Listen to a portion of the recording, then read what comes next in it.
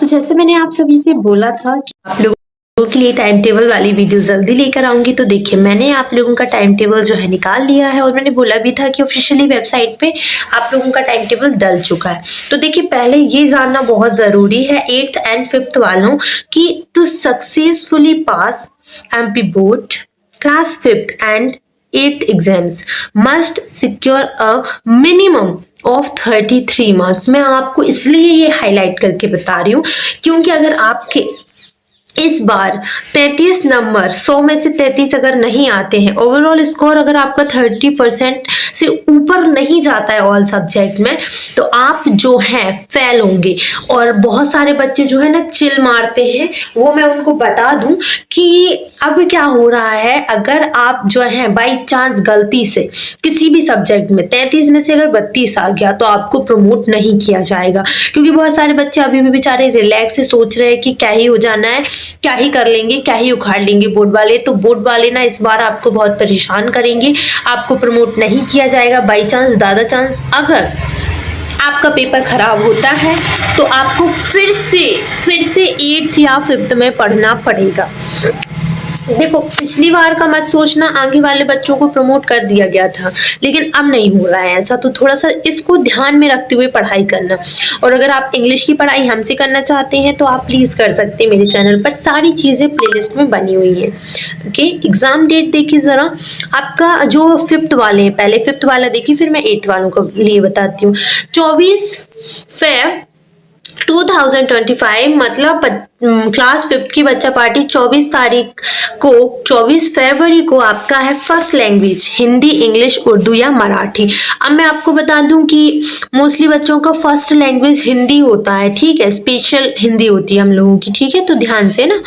25 Feb को है आपका मैथमेटिक्स और म्यूजिक, जिनने मैथमेटिक्स चुना है वो मैथमेटिक्स, या फिर जिनने जो है म्यूजिक चुना है वो म्यूजिक। ओके, एंड 27 फेब को है आपका 27 फेब 2025 को है आपका additional language Hindi, Sanskrit, Urdu and Punjabi. तो देखिए बहुत सारे बच्चों की संस्कृत भी हो सकती है, अब जो भी आप लोगों की उसके हिसाब से आप सब्जेक्ट ध्यान से देख लेना। सब्जेक्ट ये लिखे हैं बड़े ध्यान से, आप थोड़ा सा ध्यान से करिएगा, ठीक है।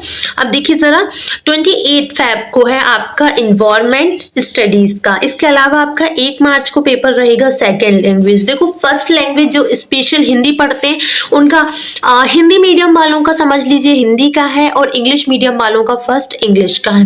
वैसे ही 1 मार्च को जिनका जो हिंदी मीडियम वाले हैं उनका इंग्लिश का है, और जो इंग्लिश मीडियम वाले हैं उनका हिंदी का है। समझ में आई बात, उल्टा है मतलब कि, ठीक है। तो ये है 5th का टाइम टेबल। अब हम लोग देख लेते हैं MP board class 8 time table, ठीक है।